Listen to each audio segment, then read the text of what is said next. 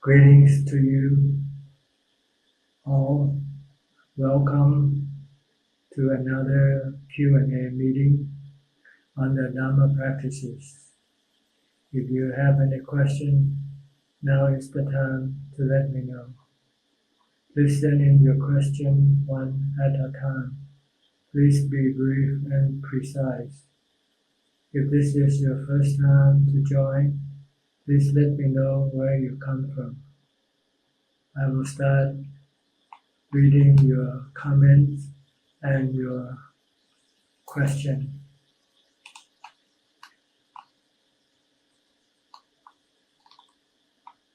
Bilim Sukihotu Ajahn.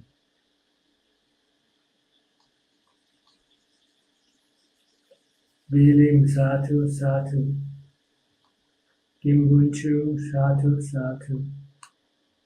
Vivian Nguyen.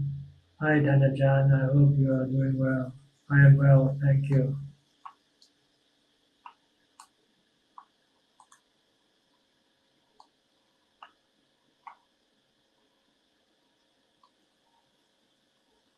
Klang Watini, bonjour. I'm Klang from Bangkok. Hello to you. Sabbadashi Piku, Satu Satu. Venerable.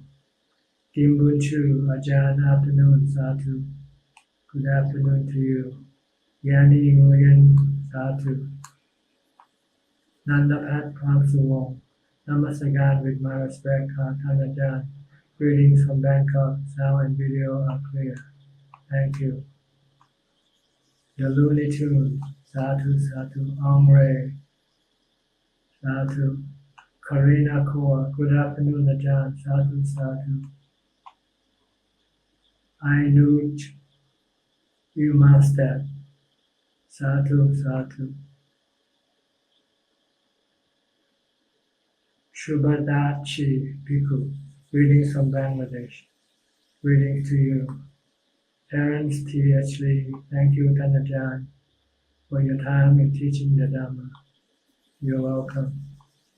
Chonburi Thailand, Satu Satu. Wat Yannasangwararam, Satu Satu. Inuit, greetings from Japan. Greetings to you. Alvin Lee, good afternoon, Dhanajan. Greetings from KL. Satu Satu. Tix Seng Tan, thank you very much, Dhanajan. Sukihotu. May Ajahn enjoy good health. Thank you. Terishi, good morning or afternoon, Ajahn. So happy to see you every time. Was wondering how come this morning there was no live feed on the Vindabhata. Thank you to the Triple Gem that everything was fine. Probably the video buffer is not available today. May you have a long, healthy, happy, calm, and peaceful life, Nante, with Metta Karuna. I didn't notice whether there was a live feed or not, but we have live broadcast, but it's probably on the Thai page, and someone forget to share to this page. I'm sorry. Maybe we can put it up later on, share it later on after this talk. I will share it with you. Nabiti Namaskaran Ajahn. Pasana Chunasevi. Good afternoon, Ajahn. I'm still concentrating on mindfulness and wisdom and relaxing by meditation. So I have no question right now. Thank you very much. You're welcome. Get Genso, greetings, Dhanajan. Greetings to you. Simon and good morning, Ajahn. Vivian Nguyen, hello, Ajahn. Klang Watini. Question from Klang. My dad is 92 years old. He has been in bedridden for many years. We have to feed him through the tube. and drain the urine by the other two.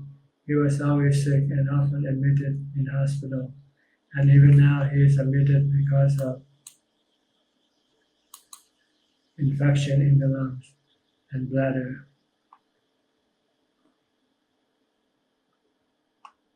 So the doctor suggests surgically making the hole in his trachea. Our problem is we don't know if this will better his life or torture him and most importantly prolong his bedridden life. We cannot ask him since he sometimes may be confused, forgetful, and unable to think reasonably. Please give me advice.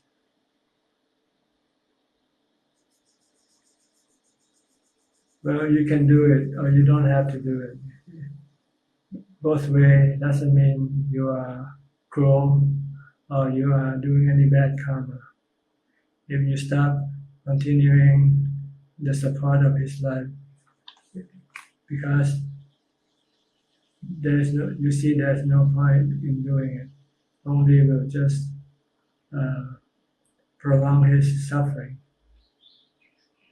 Then if you can tell the doctor not to do it. This is not considered to be bad karma or breaking the precept.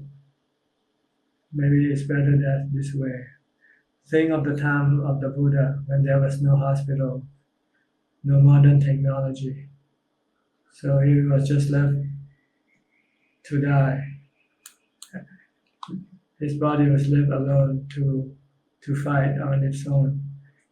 If it cannot fight, then it will stop fighting. This way the suffering won't be very long. So either way, you can do either way. It's up to you. It's not wrong to continue on with the medication, and it's not wrong to stop it either.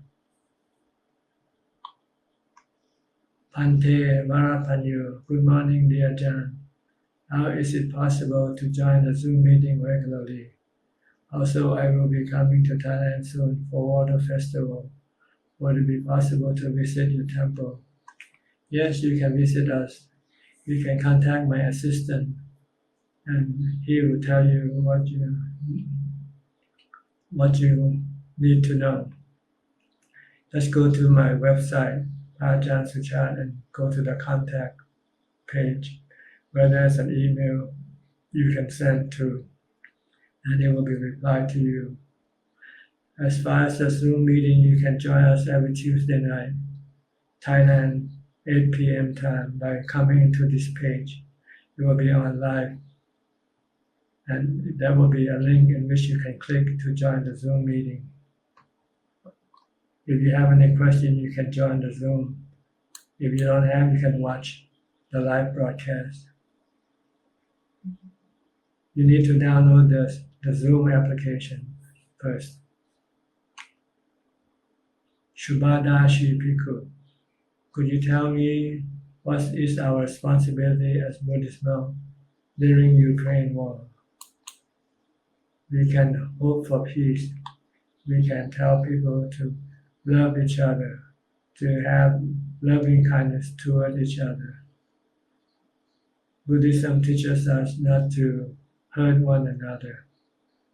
If there is any problem, we should talk it out. And if we cannot talk it out, then we'll just let it be, leave it alone. Let things be. Let the status quo as it is. No need to fix it. No need to do anything. Time will fix everything eventually. In this way, we can avoid doing bad karma, which have severe bad consequences to our mind, our spirit. So right now, we can only hope for peace in Ukraine.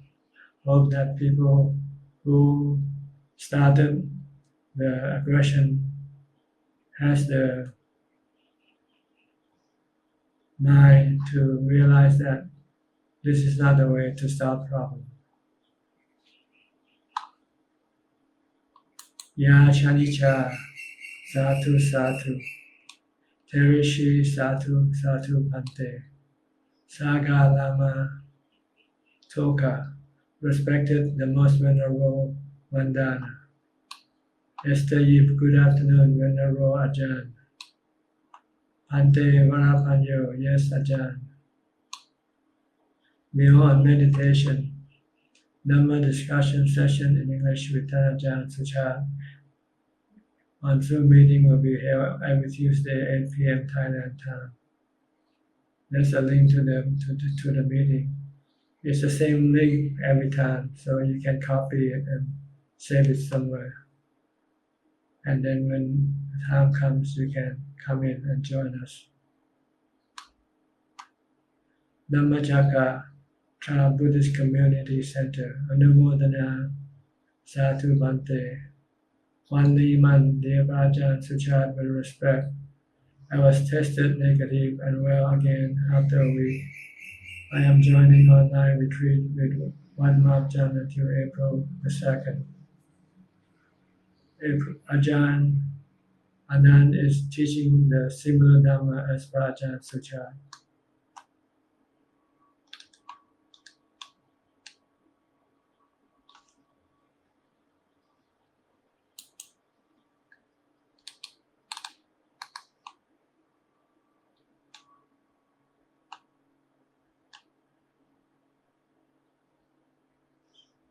Shayanit Yamada, good morning, Prajan.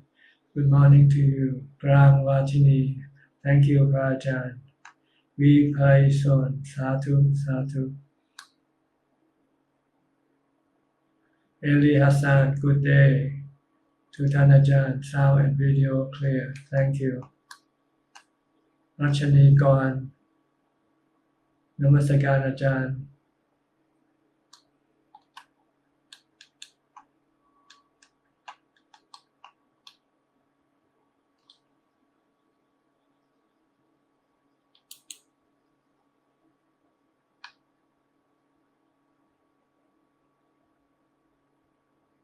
Those of you who are watching, do you have any problem with the sound and video? Because I've been reminded by Facebook that the FPS is low, so maybe the transmission might not be as smooth, as clear as it should be. But I guess this is something we just have to live with it. It's a nija.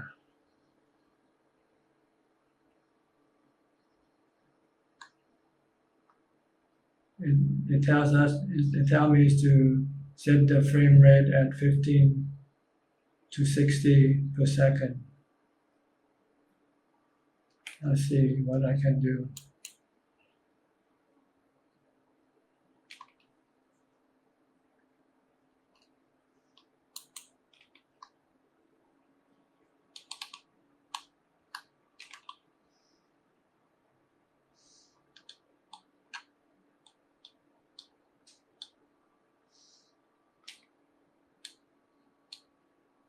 Supha Barua, Bante, Bandana Bante, Satu Satu, Sami Rishi, dear Tanajan, if our parents don't support us to ordain, is it okay to keep a stash of money in our bank account when we ordain for emergency? As long as you don't worry about it, just save it somewhere, keep it somewhere safe, and then just pretend that it doesn't exist. Don't try to use the money for any of your desire or defilement. Use it only for in case of medical emergency or something similar to that. Yes, it's okay.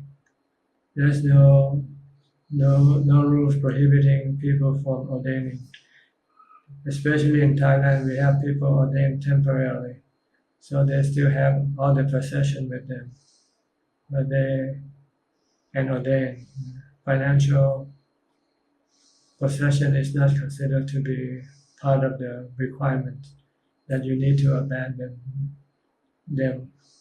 It's only for your personal purpose, I guess. If you're really serious and you want to commit yourself fully, then you don't have any money left. You give it all away and just trust in the Buddha, Dhamma, and Sangha. and rely on the Buddha Dhamma Sangha for your existence. This will make it more for you to be more involved in the practice than to have some money somewhere and which you can go back to and rely on. So it might deter your practice to move forward when you meet difficulties. But if you have nothing to go back, to fall back on, then you just have to push yourself ahead, no matter how difficult the path might be. V.V. Augustine, good afternoon, Ajahn. Good afternoon to you. Terishi, no pante is very good, thank you.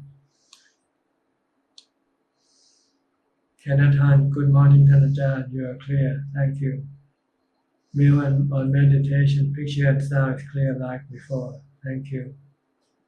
Check link 10, greeting dear Ajahn. So far the sound and video are clear, no problem over here, thank you. V.V. Augustine, sound and video clear, Ajahn.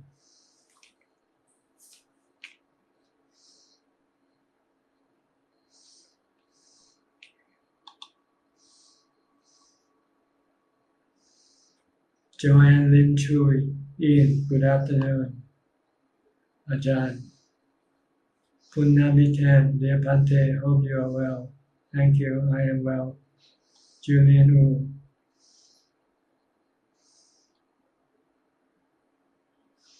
These few days, I have people close in contact with me catching COVID. Already 2 people, one is a monk who goes on Bintabat with me every day. Another is the layman who helped take the food out of my bowl. They just tested positive. So I'm not sure if I'll be positive or not. So far I don't have any symptom yet. So we just have to wait and see. Whatever will be, I guess.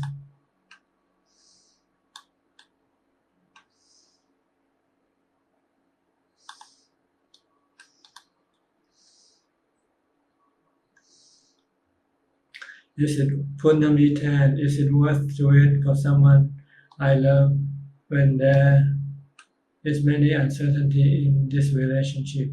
Thanks, Bante. All relationships, no matter how loving the relationship might be, is all suffering because it's subjected to impermanent. It is not reliable. You can have good and loving relationship, but you can also lose it anytime. So it's better not to have any relationship at all if it's possible. Better to have relationship with your meditation practice. You can be happy with your meditation practice, better than having a relationship with someone else. Juliana Wu, Sadhu Sa. John Francis Saxbury. Let's go, Brandon. Okay, thank you. Adeline Chin, good afternoon, Ajahn. Andy Lam, Sadhu.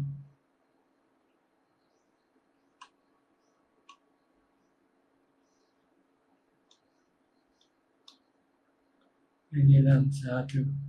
Okay.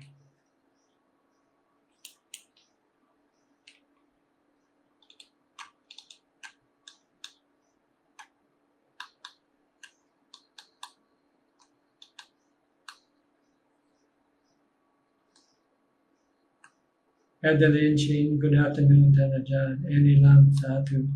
Terishi, by the power of the Triple Gem, may no misfortunes come to you, Bante. May you always be protected.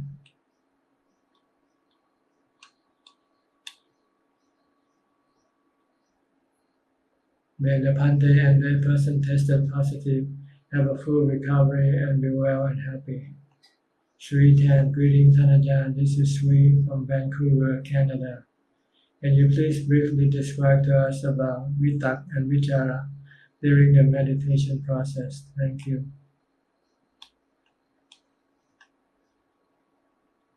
Vitaka means to notice your meditation object, such as your breath. If you keep noticing your vitaka, your breath, you're having vitaka to be knowing to notice your breathing. And if you know your breathing is in or out, this is called vichara. These are the two functions of the mind. I think it's sanya and sankhara. Sanya is vitaka. Sankhara is vichara. Vitaka is to notice or to remember that you are watching the breath. And to know whether your breath is in or out, short or long, is called vichara during meditation process. And that's all you want to do when you meditate. Not thinking about other things, not noticing about other things, like your money and how much money you have left in the bank, for instance. This is the wrong vitaka during meditation. The right vitaka meditation is to be noticing your breath and to know whether your breath is coming in or going out. Likewise with other meditation object. If you are absorbed in this meditation object, then your mind will eventually become calm and piti will arise and sukha will arise. And eventually everything else will subside and then all that is left is ubeka. One Liman, dear Ajahn, I had mild symptoms when I was infected with COVID. Please start to take vitamin C and lemon water. May Ajahn be in the best of health. Thank you. Tony Eve, dear Ajahn, good afternoon. Hope you are well and healthy. I have a question as usual. Normally, I often do dana food offering. Recently, these 2 days, I offer some avocado fruit to some Bante. But what happened? One of the Bante claimed that when he received the fruit, it's not in good condition.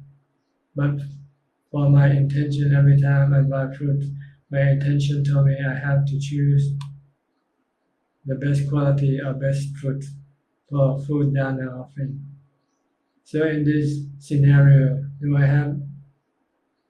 did any good karma? Hope that Ajahn can advise. Thank you so much. You have done good karma by giving fruits to the monk. But without your knowledge, then the fruit might not be at its best quality. This is not your fault. As long as you try to choose the best one yourself. So you haven't done any bad karma. You have done dana. And it's really not the place for the monk to complain to you either. Monks are supposed to be appreciative of things given to them, regardless of their conditions or quality. If they can use it, they use it. If they can use it, then they don't use it. That's all there is to it. Matthew Khan, Sadhu, Sadhu. Someone with the Chinese character. How would we attain enlightenment? By the practice of charity, morality, and meditation. If you can practice charity by giving up all your possession, then concentrate on keeping the precepts and meditation, then sooner or later you will become enlightened. This is the way how the Buddha became enlightened. First he gave up his possession, his wealth as a prince. Then he went to live as a monk, keeping the precepts and practiced meditation until he eventually became enlightened. Kenneth Tan Kiba, greetings Ajahn, may you be well and happy. Thank you.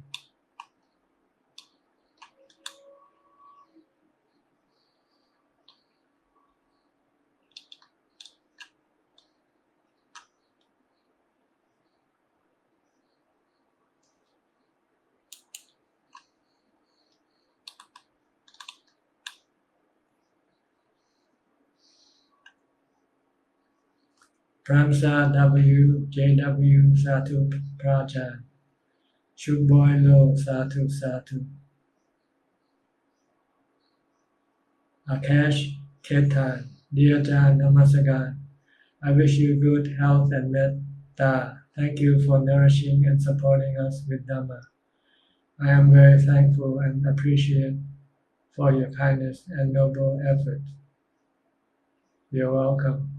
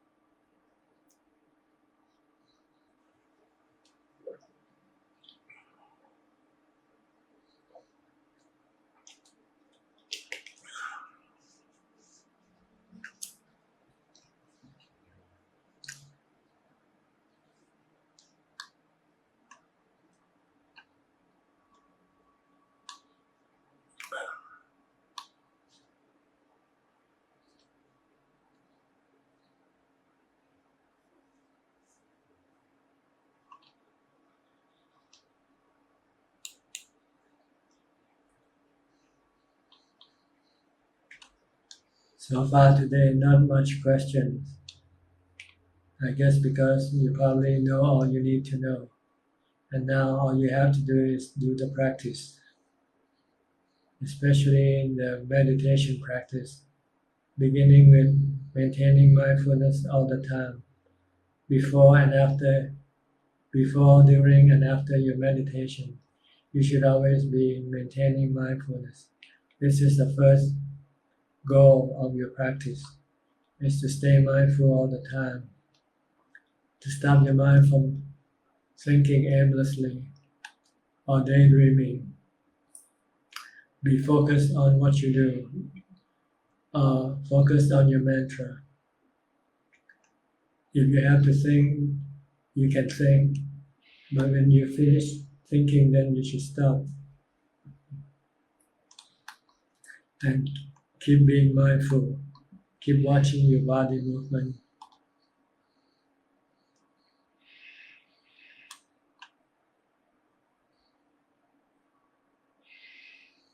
Patricia Ching, Satu Satu, Ui Pon Hoa, Satu.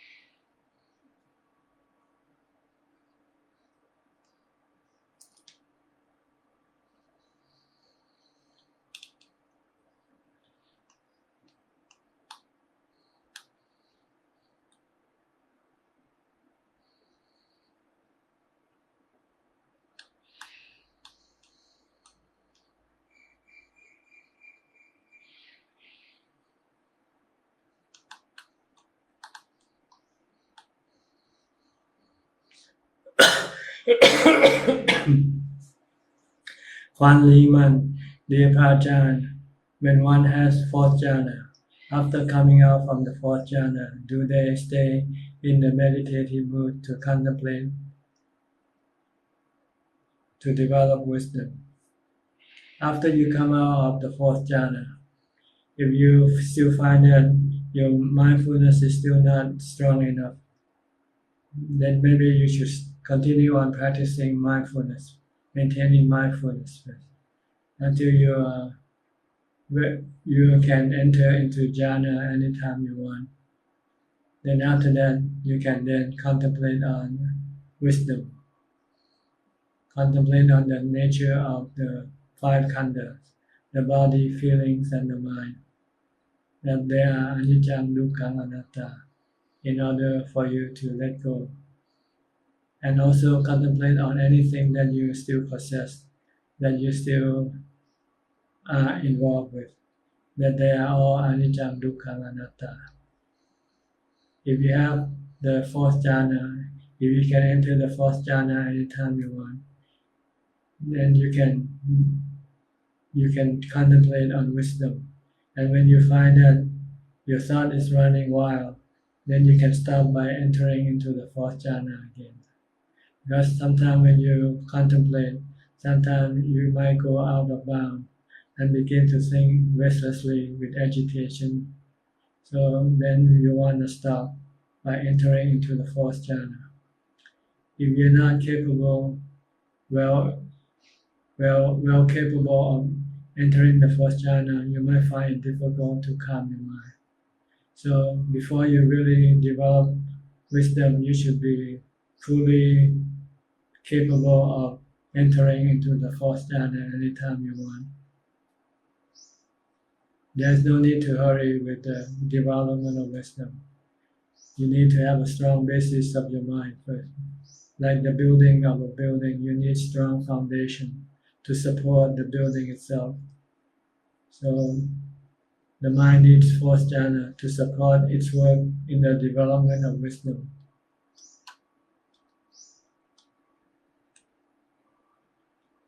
Sami Rishi, dear Ajahn, if we are practicing for jhana, is it sufficient to keep on focusing on the breath until the breath disappears? Yes. If the breath disappears, it means your mind is about to enter into jhana. So don't get excited or don't worry about your breath. Some people think that they might die because the breath disappears. That's not the case. It's just that the breath becomes so subtle that you cannot feel it. Just be aware. Just constantly continue watching the breath or the lack of the breath itself.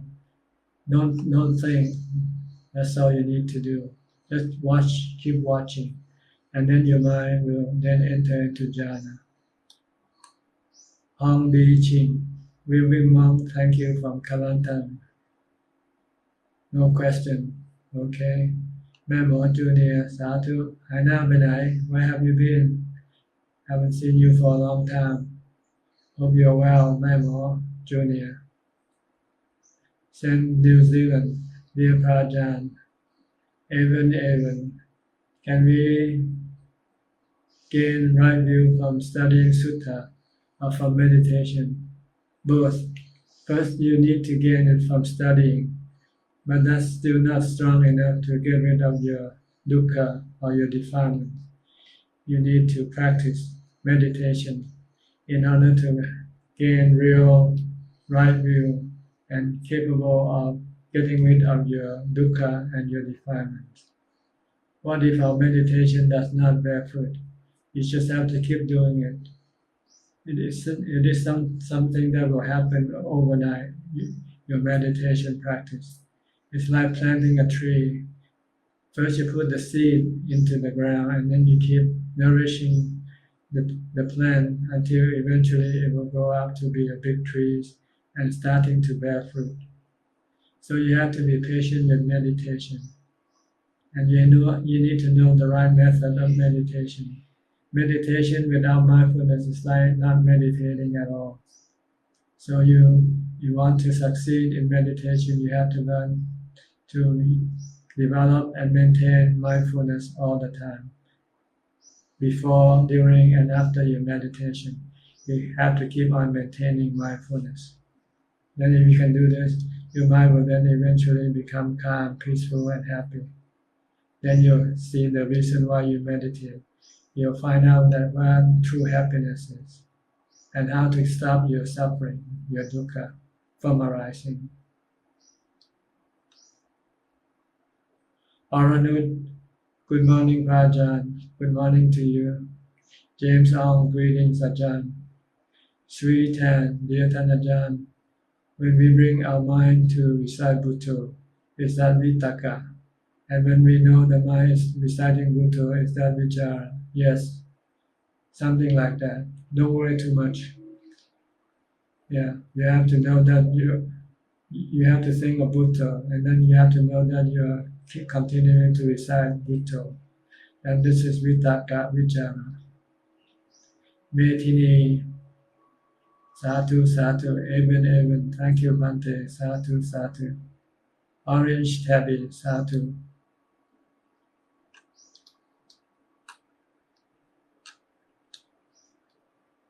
The point is to continue with vitakka vichara continuously until the mind becomes totally absorbed with the meditation object and forget about everything else, even the body. Eventually, the mind will then become calm, peaceful, and everything inside the mind will become empty.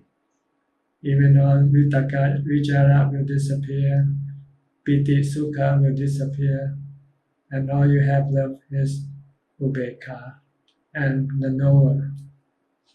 So that's where we want to go in our meditation. If anything happens during meditation before we get to this emptiness, we should ignore everything. Whatever it is, pain of the body, or anything, images that might appear in the mind. Don't focus, don't worry about them. Keep focusing on your meditation object only. Then eventually everything will disappear and your mind will become calm, peaceful, and happy. Even, thank you, Pante, Satu, Satu. Orange Tabby, Satu. EOSC, Anumodana Ajahn. Thank you for all your teaching. May Ajahn stay strong and healthy always. Thank you. Eddie Gan, thank you, Ajahn. Inilam, Satu, Satu.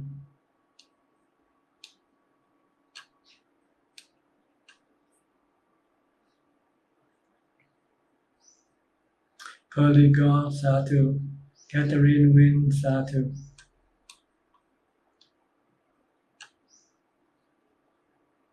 Saint NZ, dear Prajan, I have been practicing daily for more than a year, but I am still dreaming every night. Just ordinary dreams, not bad dreams. While dreaming, I have no sati. Is dreaming without knowing that I am dreaming can measure the progress of my practice? Yes, in a way. If you advance in your practice, there will be less dreams because you have more mindfulness to control your mind during when you are awake. So when you go to sleep, your mind will tend to be less active, less thinking. So there will be less dreaming as you advance in your practice. But you will still have dreams occasionally, regardless of how advanced your practice might be. But that's not something to worry about. It's just part of the nature of the mind. That's all.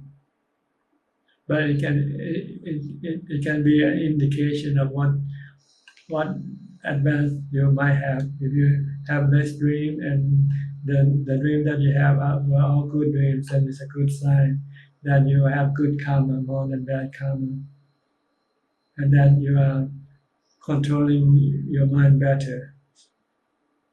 So yes, if you have less dream and the remaining dreams are good dreams, then you're on the right path.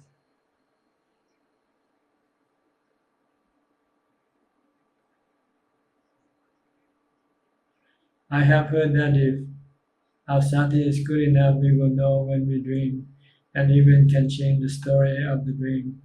You know only when you are awake, but you cannot change the story of your dream when you are dreaming. Because when you're dreaming, your mindfulness isn't strong enough. It's only when you come out of your when you come out of your sleep, then your mindfulness will become full and able to change your story after you are awake. Kathleen Wynn, Satu, Satu. Lily Halim. Actually, Dhamma is very easy to understand, not complicated. Yes, for some people it's easy and some people it's difficult. It depends on your ability to comprehend, I guess. If people are scientific minded, then Dhamma is easy to understand because Dhamma is science. It's natural science of the mind. Ravi Bandari, Dear Bhante, how to overcome our sankhara? We don't overcome our sankhara. We just want to control our sankhara or direct our sankhara to where it should be, where it will not hurt the mind, where it will give happiness to the mind by using mindfulness and wisdom. Mindfulness will stop the mind, stop sankhara from creating bad feelings, and mindful and wisdom will teach sankhara to create happiness for the mind. So you need both. You need mindfulness to stop sankhara from creating dukkha, and then you use wisdom to teach the mind to create happiness. Pedro Gomez, dear Ajahn, could you please explain the Buddhist concept of consciousness? I am still confused on the difference between the concept of self, ego, and consciousness. Since we are to observe our mind, who is the observer? See, the concept of Buddhism is there is no self. What is a self is just merely the mind itself. The mind is a knower and a thinker.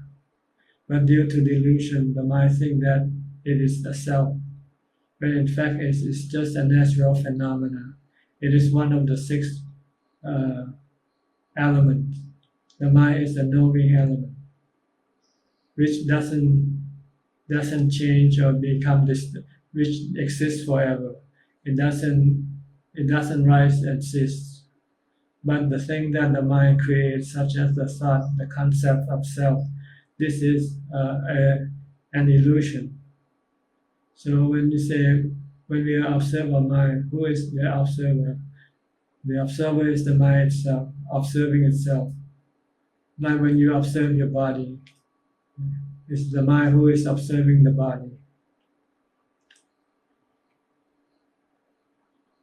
So the mind is an observer, a knower, and a thinker. But right now, the mind is deluded to think that it is a self, something that it has to protect, when in fact there is nothing to protect, because there's no danger that can come to the mind itself. The mind can never be destroyed. The only thing that can hurt the mind is its own delusion, and that's why we have to train up the mind to give up delusion, to give up the concept of a self, and become a knower rather than a self.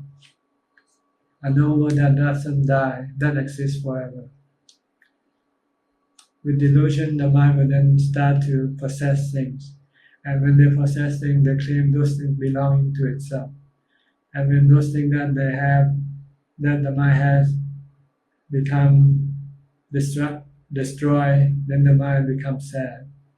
But if the mind knows that everything that the mind has doesn't belong to the mind, it's just a temporary possession, then everything will eventually be separated from the mind.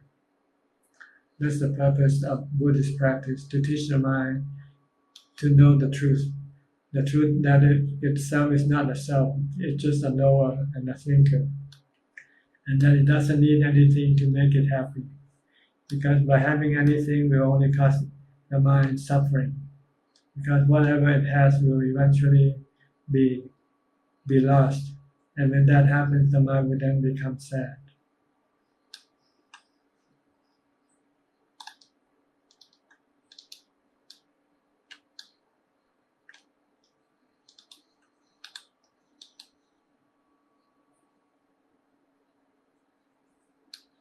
So you want to meditate to bring the mind to the knower and to stop the thinker that creating the I, the ego, and the self. When you meditate, when your mind stops thinking, then the self or ego will disappear, and all that is left is the mind, the knower. Then you can understand the concept of no self. Right now, you cannot using your thought to clarify this concept of no self. You have to meditate to see it for yourself, that there's no self. When the mind stops thinking, creating a self, and all that is left is just a knower. Ronnie Carlson, Good morning, Tanajan. I'm Ronnie from Sweden. I have a question about the Buddhist view about bodybuilding and fitness training. Is it attachment to the body and a wrong view and wrong action? It depends on how your mind, your attitude to the body is.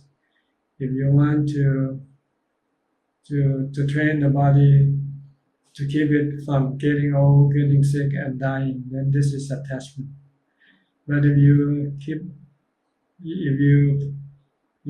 train your body to stay strong and healthy, but at the same time knowing that sooner or later this body will get older, will become sick and die, then it is not attachment. It's just a matter of maintaining your body. It's one of your possessions that you should look after. But you should also understand that no matter how well you train yourself in bodybuilding and fitness training, you cannot prevent the body from getting old, getting sick, and die. If you have this knowledge, then you are not attachment. You have no attachment. You're not attaching yourself to the body. You have to understand that you are not the body. You are the mind, the possessor of the body, and the body is just a temporary possession. That sooner or later, one day, you will have to lose your body. If you have this, then you will not be attached to your body. Saint NZ. At the first 2-3 months that I started my practice, I encountered many PT, such as the whole body, goosebumps, ultimate happiness. But after that, I have never encountered those states again. Currently, I just only feel peaceful when practicing. Does this mean my progress is better or worse? It's not better or worse. It's normal. When you first practice, you will experience this goosebump experience. But after you continue on practicing, this experience will then disappear. And all that you will have is calm and peacefulness. So you are going in the right direction. What you want to do is to have your peace of mind and happiness of mind become remain longer in meditation, and last longer when you come out of your meditation. This is the goal of practice, is to have peace of mind and happiness of mind during your meditation and after you come out of your meditation. But once you come out of your meditation, your peace of mind and happiness will gradually disappear. Then you need to go back and meditate to recharge this peaceful and happy feeling again. So this is the purpose of meditation, to give you peace and happiness, so that you can then stop using your body to go look for sensual objects for happiness. Because you can be happy being alone by yourself, not having to go out to see things or to be with people. You can be happy with yourself, which is a more permanent, reliable type of happiness than relying on people and things to make you happy.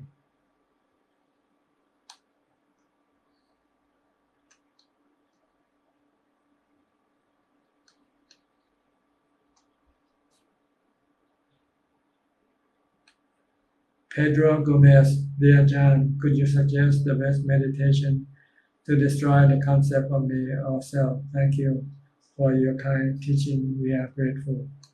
Well, the first step is to train yourself in mindfulness. Stop your mind from thinking, generating the concept of me and self by reciting the mantra Bhutto Bhutto. When you don't have to do any thinking, just keep reciting Bhutto Bhutto to stop your mind from thinking. Or you can focus on your body activity. Don't let your mind think about anything else. Just keep watching what your body is doing. And then when you have time, sit down, close your eyes and meditate. Focus on your breathing, on the mantra, to stop your mind from thinking completely. When the mind stops and becomes still, then the concept of me or mine or myself will disappear from the mind. Then you know that it's just being created by the mind itself, by the thinking. And after you come out, then you keep teaching your mind that there is no self. All that there is a body and a mind. And one day this body will have to die, to disappear. And all that is left is not the mind. So there's no need to be excited or sad about the body, because this is just what the way it is. But you who possess the body don't die with the body.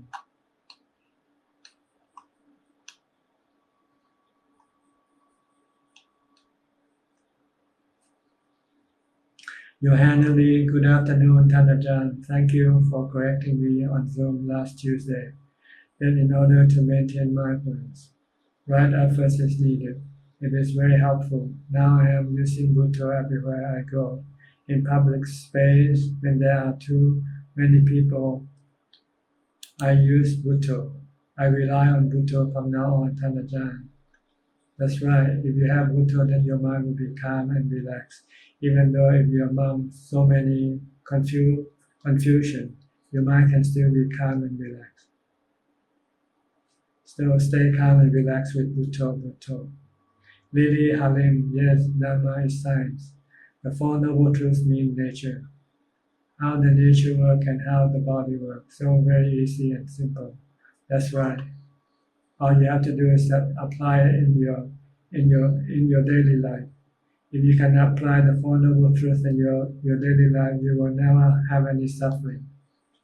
You will always have good feeling all day and all night.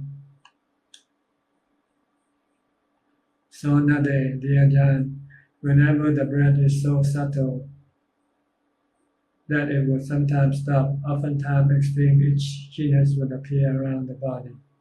When the meditation session ends, so does the itchiness. Is it better to ignore or to investigate the itchiness by taking it as object? You should just ignore and focus on your breath. Continue on to focus on your meditation object only, and disregard everything else. Don't pay any attention to anything else. Just stick with your meditation object only. Then your mind eventually will become calm and peaceful. Saint NZ, I hope Ajahn don't mind me asking many questions today. I have been waiting for a long time to be able to have time during Ajah's live broadcast. Wishing Ajahn have a great health. I will keep practicing as per your teaching, and will keep listening to your teaching. Okay, we're happy to hear that.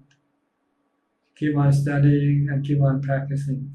The study and the practice will complement each other, and will help you advance in your practice further and further along the road until eventually you will reach the final destination. Okay, we have about 7 or 6 more minutes left. If you want to send in more questions now, you can send more in. You can type new question right now. And if you are typing, continue on to type and send it in. I have about 6 minutes left to reply to your questions.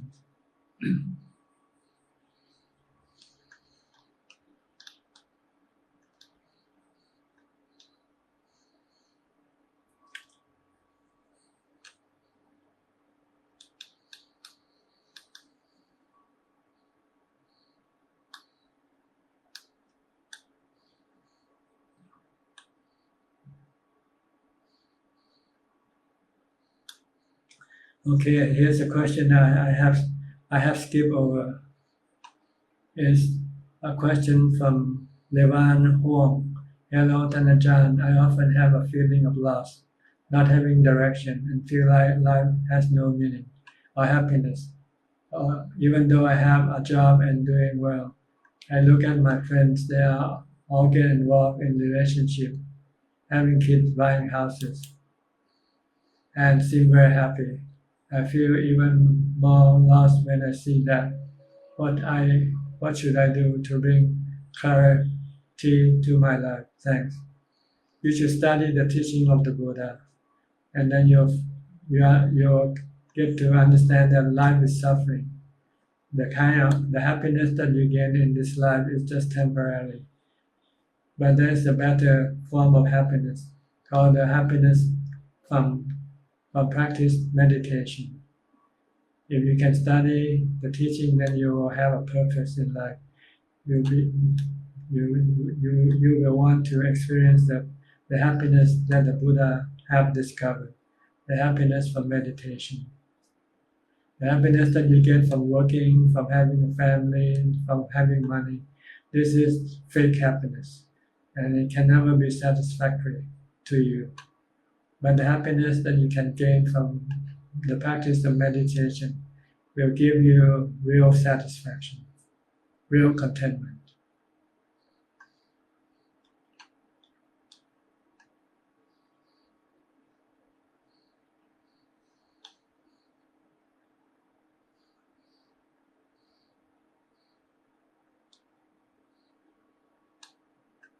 Lily Halim, how the body nature works.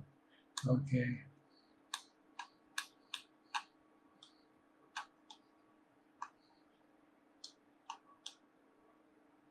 And again, the Ajahn, how can we reduce our expectation by thinking of impermanence? Nothing is fixed. Nothing can be certain. There's no certainty in life.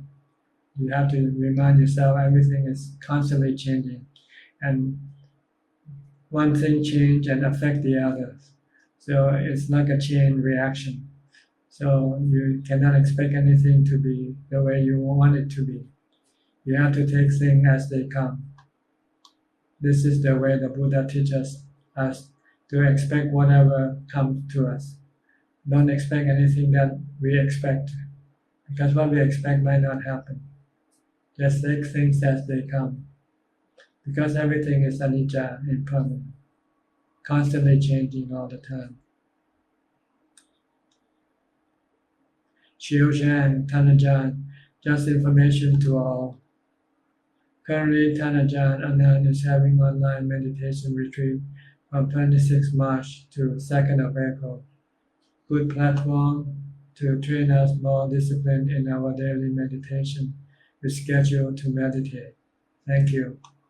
Saint NC, while practicing meditation, there is something forming in the mind section of the body. When it came up and I feel briefly sad, only happened when doing meditation. What does this mean? It means your mind is not mindful enough. That's all. You're leaving the mind to create this feeling. Just ignore it. It comes and goes. It's anicca. It's anatta. You cannot control it. Just continue on focusing on your meditation object. There's no need to know anything else when you meditate. Just know your meditation object only.